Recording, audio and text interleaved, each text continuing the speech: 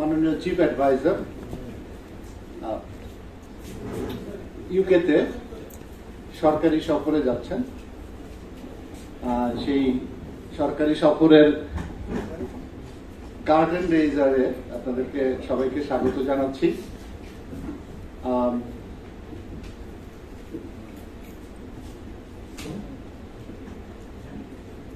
আজকে ইন্ট্রোডাকশনের মধ্যে আমরা অত বেশি থাকছি না, সরাসরি আমাদের গার্ডেন রেজার অনুষ্ঠানে চলে যাচ্ছি। আপনারা হয়তো অবগত আছেন, মাননীয় প্রধান উপদেষ্টা 10 থেকে 13 জুন তারিখে যুক্তরাজ্যে একটি দ্বিপাক্ষিক সফরে যাচ্ছেন। সফরটিতে যাওয়ার জন্য উনি 9 জুন 2025 তারিখে লন্ডনের উদ্দেশ্যে ঢাকা ত্যাগ করবেন এবং 14 জুন ফেরত আসবেন, প্রত্যাবর্তন করবেন। আমার মনে হয় আমরা বাংলাদেশ আর যুক্তরাজ্যের রিলেশনশিপের বিষয়ে অনেক বেশি কিছু বলার দরকার আছে, কারণ আমি জানি এখানে যারা আছেন আমার চেয়ে অনেক ভালো জানেন আপনারা। তারপরে কিছু জিনিস একেবারেই না বললে না। তার মধ্যে ধরেন যুক্তরাজ্য হচ্ছে আমাদের একটা প্রথম যে জিনিসটা, ইউরোপে হচ্ছে সবচেয়ে সিঙ্গেল গুরুত্বপূর্ণ রাষ্ট্র হিসেবে আমরা মনে করতে পারি, আর ট্রেডের কনটেক্সটে সেকেন্ড লার্জেস্ট আমাদের ট্রেডিং পার্টনার ইউকে, জার্মানির পরে। আমরা যদি ইউরোপে আমাদের ডায়াসপোরার বিবেচনায় বলি, তাহলে নিঃসন্দেহে আমাদের লার্জেস্ট বাংলাদেশ কমিউনিটি বা ডায়াসপোরা আছে ইউকেতে। অফিসিয়াল ফিগার আমরা এখনো 1 মিলিয়ন বলি না, তবে আমার আনঅফিসিয়াল ফিগার হচ্ছে 1 মিলিয়নের বেশি আছে বাংলাদেশ ডায়াসপোরা, অর্থাৎ এই 1 মিলিয়নের মধ্যে second generation, third generation UK ন্যাশনালকেও আমরা ধরি।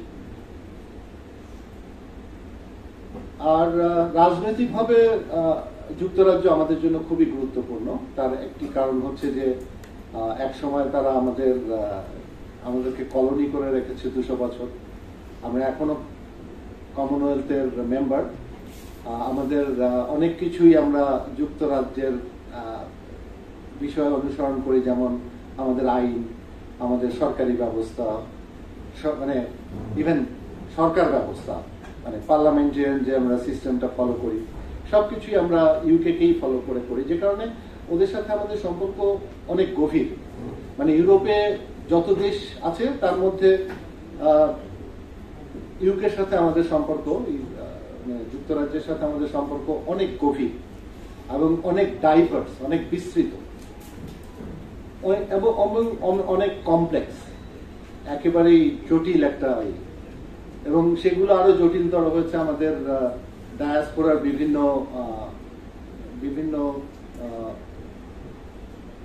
যে তারা বিভিন্ন মতাদর্শ, বিভিন্ন রাজনৈতিক বিবেচনার কারণে। এই সমস্ত কিছু মাথায় রাখলে বলা যায় যে আমাদের এই মাননীয় প্রধান উপদেষ্টার এই সফরটি অত্যন্ত গুরুত্বপূর্ণ, মানে দুই দেশের সম্পর্ক উন্নয়নে এবং সম্পর্কের ক্ষেত্রে। তার মধ্যে আরো কারণ হচ্ছে যে মাননীয় প্রধান উপদেষ্টা দায়িত্ব গ্রহণের পরে এটি প্রথম ওনার ইউরোপের কোন একটি দেশের সফর, এবং এটাই স্বাভাবিক যে ইউরোপের সফরে ইউকেই প্রথম দেশ হবে। এটাই খুবই স্বাভাবিক আমাদের সম্পর্কের বিবেচনা। দ্বিতীয়ত হচ্ছে যে যুক্তরাজ্যের সাথে একটি গণতান্ত্রিক রাষ্ট্র, এবং তারা উন্নয়নশীল দেশগুলোতে গণতান্ত্রিক মূল্যবোধ, সুশাসন, এই বিষয়গুলোতে গুরুত্ব দেয়, এবং যেটির সাথে আমাদের বর্তমান সরকারের যে সংস্কার কার্যক্রমগুলো চলছে, এবং সেই সংস্কার কার্যক্রমগুলোকে ইমপ্লিমেন্ট করার জন্য আমাদের ইউকের মতো ডেমোক্রেটিক পলিটির হেল্প, অ্যাসিস্ট্যান্স অত্যন্ত দরকার। আর সর্বোপরি আমাদের মাননীয় প্রধান উপদেষ্টা একজন নোবেল বিজয়ী বিশ্ববরণ্য ব্যক্তি হিসাবে তার যে ইমেজ আছে বিশ্বজুড়ে, যে ইতিবাচক তার ইমেজ আছে, সেই হিসেবে এই ইমেজটিকে আরো আরো বিশ্ব পরিমণ্ডলে তুলে মানে আরো সমুজ্জ্বল করার জন্য এই সফরটি অত্যন্ত গুরুত্বপূর্ণ। এই সফরের কম্পোনেন্টের মধ্যে আছে মাননীয় প্রধান উপদেষ্টা ইউকের রাজা তৃতীয় চার্লসের সাথে সাক্ষাৎ করবেন, বাকিংহাম প্যালেসে সাক্ষাৎ করবেন। আর আপনারা জানেন যে ইউকের রাজা ওই দেশের সবচেয়ে সম্মানী এবং প্রোটোকলের দিক থেকে সর্বোচ্চ ব্যক্তি, কিন্তু এটি একটি সম্মানজনক কূটনৈতিক সুযোগ হিসেবে দেখা যেতে পারে। তিনি সফরকালে যুক্তরাষ্ট্রের প্রধানমন্ত্রী স্যার কিয়ার স্টারমারের সাথে একটি দ্বিপাক্ষিক বৈঠক অনুষ্ঠিত হবে। এছাড়াও যুক্তরাষ্ট্র রাজ্যের পররাষ্ট্র, কমনওয়েলথ ও উন্নয়ন বিষয়ক সেক্রেটারি অফ স্টেট জনাব ডেভিড লামি, কয়েকজন গুরুত্বপূর্ণ মন্ত্রী, রাজনৈতিক নেতৃবৃন্দ এবং থিঙ্ক ট্যাঙ্কের শীর্ষস্থানীয় ব্যক্তিবর্গ মাননীয় প্রধান উপদেষ্টার সাথে সৌজন্য সাক্ষাৎ করতে পারেন বলে আশা করা যাচ্ছে।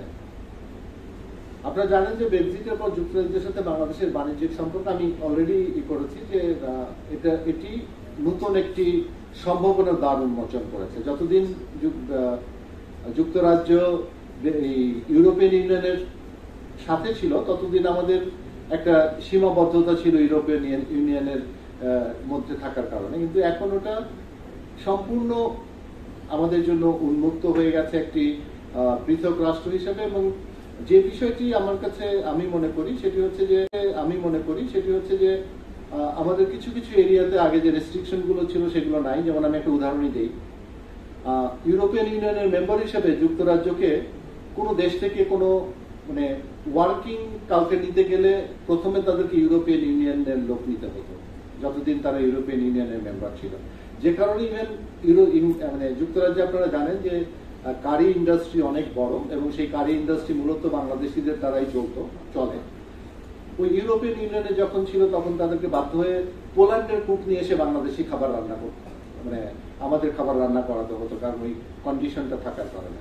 সেই কন্ডিশনটা নাই। আমি একটা উদাহরণ দিলাম আর কি। এরকম ট্রেডের বেলায় এখন আর ওইরকম কোনো ইউরোপিয়ান ইউনিয়নের কোনো বাধ্যবাধকতা নেই, কিন্তু যেটা আছে সেটা হচ্ছে যে আমাদের ট্রেড ওরা ইউরোপিয়ান ইউনিয়ন এই মুহূর্তে আমাদেরকে যে বিশেষ সুবিধা দিচ্ছে এলডিসি হিসেবে, ইউকেও সেটা দিচ্ছে। এবং আপনারা জানেন যে 2026 সালে আমরা ডেভেলপিং কান্ট্রিতে গ্রাজুয়েট করার পরে আমাদের যাতে ইংল্যান্ড থেকে মানে ইউকে থেকে আমরা যাতে এই জিএসপি প্লাস ফ্যাসিলিটির চেয়েও বিয়ন্ড কিছু পাই, সেই জন্য এই সফরটা অত্যন্ত গুরুত্বপূর্ণ।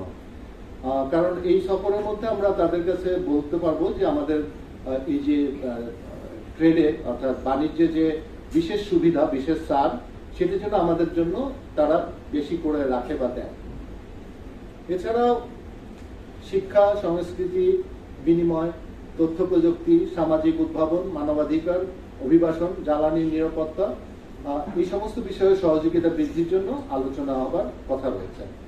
একটি বিষয় আপনারা জানেন যে আমাদের রোহিঙ্গা একটি বড় ইস্যু এবং সেই রোহিঙ্গা ইস্যুর সবচেয়ে বড় অসুবিধা এই মুহূর্তে হচ্ছে সবাই ফান্ড কমিয়ে দিচ্ছে। ফলে এই রোহিঙ্গাদের তাদের মানে মিয়ানমারে ফেরত পাঠানোতে আমরা এই সফরের সময়ে মাননীয় প্রধান উপদেষ্টা তাদের ইউকের সহযোগিতা কামনা করবেন এবং একই সাথে তাদের কাছে অনুরোধ রাখা হবে যে যাতে রোহিঙ্গা রিলেটেড যে এক্সপেন্ডিচার আছে সেইটার জন্য অতিরিক্ত সহায়তাও তারা দেয়। কারণ আমরা সামনে এই একটা বিষয়ে অত্যন্ত ডিফিকাল্টি ফেস করতে যাচ্ছি যে রোহিঙ্গা আমরা এখানে আপনারা জানেন যে 1 মিলিয়নের বেশি রোহিঙ্গা আছে এবং তাদেরকে এখানে মেইনটেইন করা অনেক খরচের এবং অর্থের প্রয়োজন হয়। সেই ক্ষেত্রে আমরা যুক্তরাজ্যের কাছে বিশেষ সহায়তা চাইব আর তাদেরকে ফেরত পাঠানোর জন্য, রোহিঙ্গাদেরকে ফেরত পাঠানোর জন্য আমরা এই সফরের সময় সহায়তা চাইব। আর ইন্টারন্যাশনাল বিষয়গুলোতেও ক্লাইমেট চেঞ্জ সহ তারপরে ইন্টারন্যাশনাল সমুদ্র চলাচল, এই সমস্ত বিষয়ে আমরা এই সফরের সময় তাদের সাথে আলোচনা করব।